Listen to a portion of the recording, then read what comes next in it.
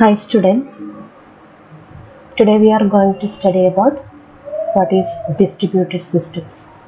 Okay, distributed system already നിങ്ങൾ കേട്ട് കഴിഞ്ഞിട്ടുള്ള ഒരു സിസ്റ്റമാണ്. കാരണം നെറ്റ്വർക്കിലൂടെ എന്ത് ചെയ്യാണ് കമ്പ്യൂട്ടേഴ്സിനൊക്കെ കണക്ട് ചെയ്യുന്ന ആ ഒരു മെത്തേഡിനാണ് ഡിസ്ട്രിബ്യൂട്ടഡ് സിസ്റ്റം എന്ന് പറയുന്നത്. ഡിസ്ട്രിബ്യൂട്ടഡ് സിസ്റ്റം സോഫ്റ്റ്വെയർ ആണ്. അപ്പോൾ അതിൽ എന്ത് ചെയ്യുക, വർക്ക് ചെയ്യുക. കാരണം നമ്മൾ ബ്രൗസർ ഉപയോഗിച്ചിട്ടാണ് നെറ്റ് ആക്സസ് ചെയ്യുന്നത്. അപ്പോൾ ഡിസ്ട്രിബ്യൂട്ടഡ് സിസ്റ്റത്തിൽ ഈ നോഡ് എന്ന് പറയുന്നത് കമ്പ്യൂട്ടർ ആയിരിക്കും. ആ കമ്പ്യൂട്ടർ അടുത്തായിരിക്കില്ല, സെപ്പറേറ്റ് ആയിട്ട് വളരെ ദൂരെയായിട്ടുള്ള കമ്പ്യൂട്ടേഴ്സ് ആയിരിക്കും. But computers can communicate with each other. പിന്നെ കമ്പ്യൂട്ടേഴ്സിന് സെർവറായിട്ട് കമ്മ്യൂണിക്കേറ്റ് ചെയ്യാം. ആ ഒരു സിസ്റ്റത്തിനാണ് ഡിസ്ട്രിബ്യൂട്ടഡ് സിസ്റ്റം എന്ന് പറയുന്നത്. Distributed systems depend on networking. Distributed system completely depend on the networking for the functionality. A distributed system contains multiple nodes. Multiple nodes is nothing but computer. A distributed system contains multiple nodes that are physically separate. Physically അത് separate ആണ്, but linked together using the network.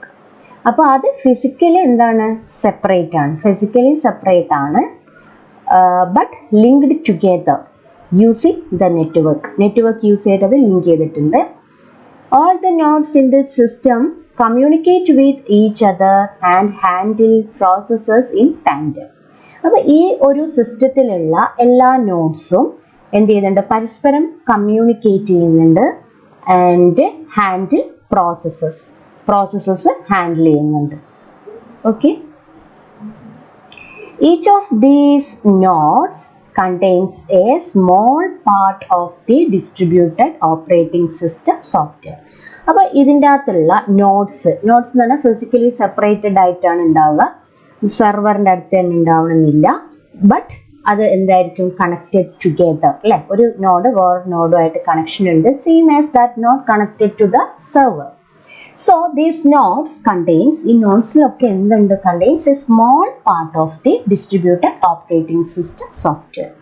അപ്പോൾ distributed സിസ്റ്റത്തിൻ്റെ ഒരു ഡയഗ്രാമാണ് ഞാൻ താഴെ കൊടുത്തിട്ടുള്ളത്. Okay, these are nodes.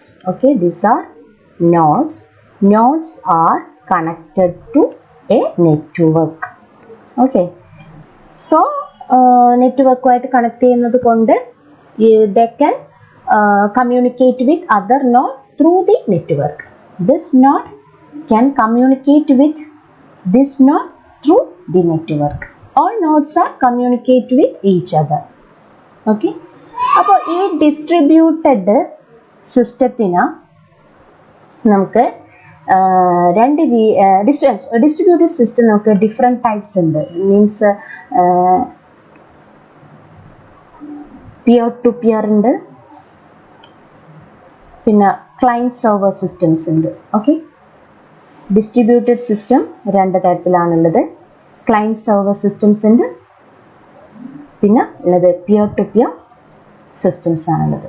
Okay, അപ്പോൾ അതിന് മുന്നേ നമുക്ക് ഈ നെറ്റ്വർക്ക്സ് പല കാറ്റഗറൈസ് ആയിട്ട് ചെയ്തിട്ടുണ്ട് അല്ലേ, കാറ്റഗറൈസ് ചെയ്തിട്ടുണ്ട് networks. Networks are type cast based on the distance between the nodes. നോഡ്സിൻ്റെ ഡിസ്റ്റൻസിൻ്റെ അടിസ്ഥാനത്തിൽ നെറ്റ്വർക്ക്സിന് ടൈപ്പ് കാസ്റ്റ് ചെയ്തിട്ടുണ്ട്. Local area network, LAN, wide area network, metropolitan area network, small area network. Local area network എന്ന് പറഞ്ഞാൽ within the building അല്ലേ, ഒരു ബിൽഡിങ്ങിൻ്റെ ഉള്ളിലൊക്കെയുള്ള computers connected together. Wide area network എന്ന് പറഞ്ഞാൽ എന്താണ്, ഡിഫറെൻറ്റ് കൺട്രീസിലൊക്കെയുള്ള കോണ്ടിനെൻസിലൊക്കെയുള്ള computer connected together. Next metropolitan area network എന്ന് പറഞ്ഞു കഴിഞ്ഞാൽ within the city.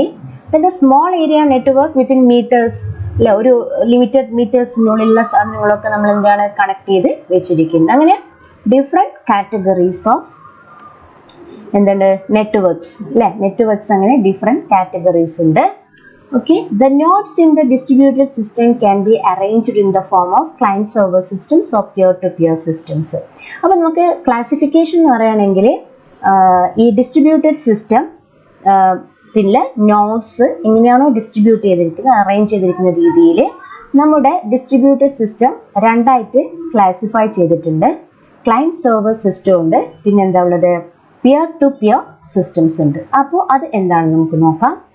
Client server എന്ന് പറഞ്ഞു കഴിഞ്ഞാൽ ഒരു എന്താണ്, ക്ലയൻറ്റ് സെർവർ സിസ്റ്റത്തിൽ ക്ലയൻറ്റ് എന്ന് പറയുന്നത് റിക്വസ്റ്റ് കൊടുക്കും, റിസോഴ്സസിന് വേണ്ടിയിട്ട് റിക്വസ്റ്റ് കൊടുക്കും. ആർക്കാ റിക്വസ്റ്റ് കൊടുക്കുക? സെർവറിന്. ഓക്കെ, അപ്പോൾ സെർവർ എന്ത് നൽകും? Provides that resources.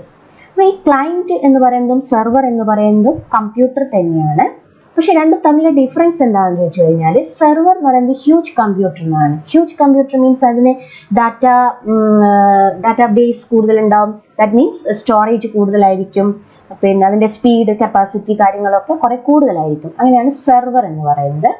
ക്ലയൻറ്റ് എന്ന് പറയുന്നത് അത് അത്ര കമ്പയർ ചെയ്യുമ്പോൾ അത്ര ഫീച്ചേഴ്സ്, അത്ര കൂടുതലായിട്ട് മെമ്മറിയും കൂടുതലായിട്ട് ഡാറ്റാബേസും കാര്യങ്ങളൊന്നും സ്റ്റോർ ചെയ്ത് വെച്ചിട്ടുണ്ടാവില്ല.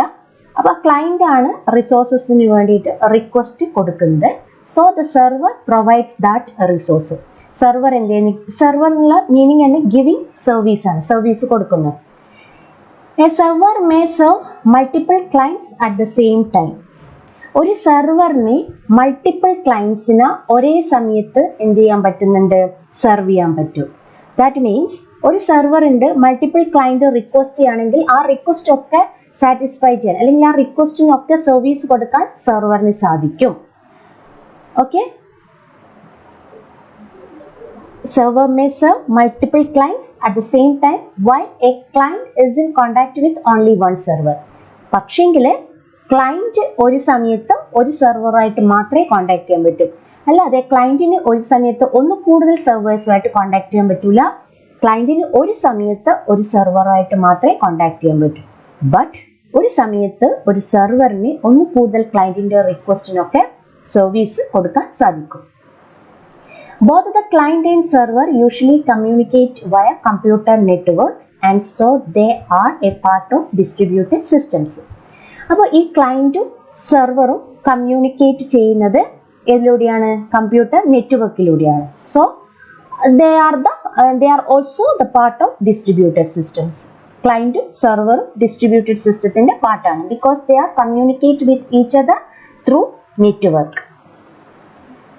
Server systems can be categorized as compute servers and file servers. അപ്പോൾ നമ്മുടെ സെർവർ സിസ്റ്റത്തിനെ കാറ്റഗറൈസ് ചെയ്തിട്ടുണ്ട്. കമ്പ്യൂട്ട് സെർവേഴ്സ് ഉണ്ട്, ഫയൽ സെർവേഴ്സ് ഉണ്ട്. Okay, server system, client server സിസ്റ്റത്തിൽ സെർവർ സിസ്റ്റത്തിനെ കാറ്റഗറൈസ് ചെയ്തിട്ടുണ്ട്. കമ്പ്യൂട്ട് സെർവേഴ്സ് ഉണ്ട്, ഫയൽ സെർവേഴ്സ് ഉണ്ട്.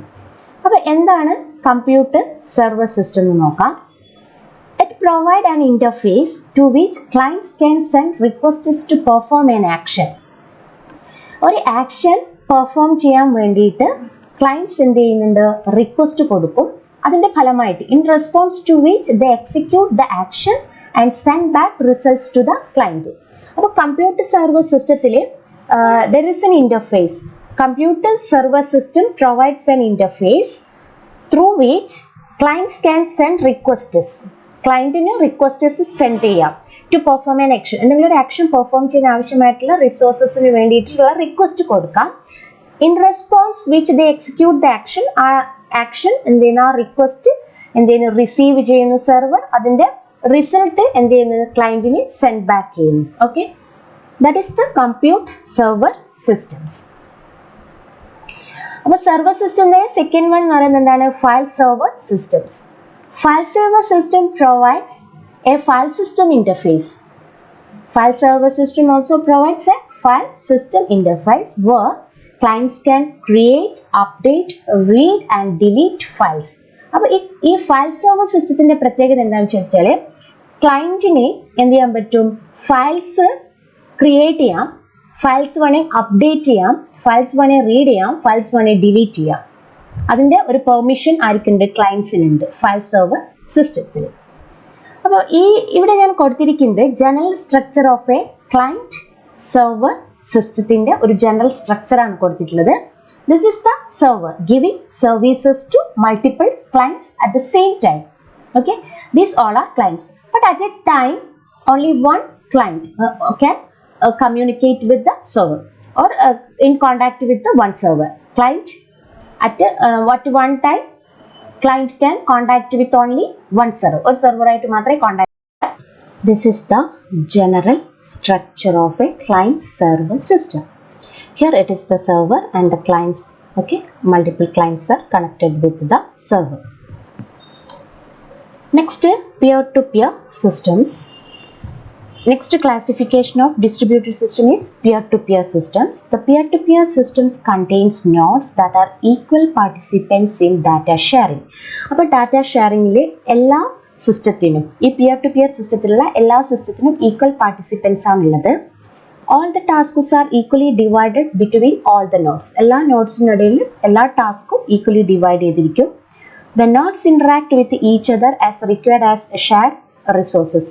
അപ്പോൾ റിസോഴ്സസ് ഷെയർ ചെയ്യുന്ന സമയത്ത് അല്ലെങ്കിൽ റിസോഴ്സ് ഷെയർ ചെയ്യേണ്ട ആവശ്യകതയിൽ നോഡ്സ് ഇൻട്രാക്ട് ചെയ്യും വിത്ത് ഈച്ച് അതർ. റിസോഴ്സസിന് വേണ്ടിയിട്ട് നോഡ്സ് ഇൻട്രാക്ട് ചെയ്യാറുണ്ട്. This is done with the help of a network. നെറ്റ്വർക്കിൻ്റെ സഹായത്തോടു കൂടിയാണ് നോഡ്സ് തമ്മിൽ എന്ത് ചെയ്യുന്നത്, ഇൻട്രാക്ട് ചെയ്യുന്നത്. Interact with each other. എന്തിനാണ് ഇൻട്രാക്ട് ചെയ്യുന്നത് വെച്ചാൽ റിക്വയർഡ് ഷെയർ റിസോഴ്സസ് ഷെയർ ചെയ്യാൻ വേണ്ടിയിട്ടാണ് എന്ത് ചെയ്യുന്നത്, ഇൻട്രാക്ട് ചെയ്യുന്നത്. ഓക്കെ, ദ നെക്സ്റ്റ് അതിൻ്റെ അഡ്വാൻറ്റേജസ് ഡിസ്ട്രിബ്യൂട്ടഡ് സിസ്റ്റത്തിൻ്റെ let us find what are the advantages and disadvantages of distributed systems. Okay, the first advantages എന്ന് പറയുന്നത്, some advantages of distributed systems are as follows. All the nodes in the distributed systems are connected to each other. Okay, distributed systemത്തിലുള്ള എല്ലാ നോഡ്സും connected to each other ആണ്. So nodes can easily share data with other nodes. So one node ni easily data share ചെയ്യാൻ പറ്റും with the other nodes. More nodes can easily be added to the distributed system. That means ഇപ്പോൾ ഫ്യൂച്ചറിൽ ഒരു നോഡും കൂടെ add ചെയ്യാന്ന് വെച്ചാൽ പെട്ടെന്ന് ആഡ് ചെയ്യാൻ പറ്റും. അപ്പോൾ ഇത് നമുക്ക് സ്കെയിൽ ചെയ്യാൻ പറ്റും നന്നായിട്ട്. Okay, more nodes can easily be added to the distributed system. That is, it can be scaled as required. The next advantage is failure of one node does not lead to the failure of the entire distributed system. Other nodes can still communicate with each other. അപ്പോൾ suppose distributed സിസ്റ്റത്തിലുള്ള ഒരു node complete failure ആയി, ആ സമയത്ത് ഒരിക്കലും distributed system എന്താകുന്നില്ല, അവിടെ failure ആവുന്നില്ല. Distributed system entire distributed system അവിടെ failure ആവുന്നുണ്ടോ? ഇല്ല. ഒരു നോഡ്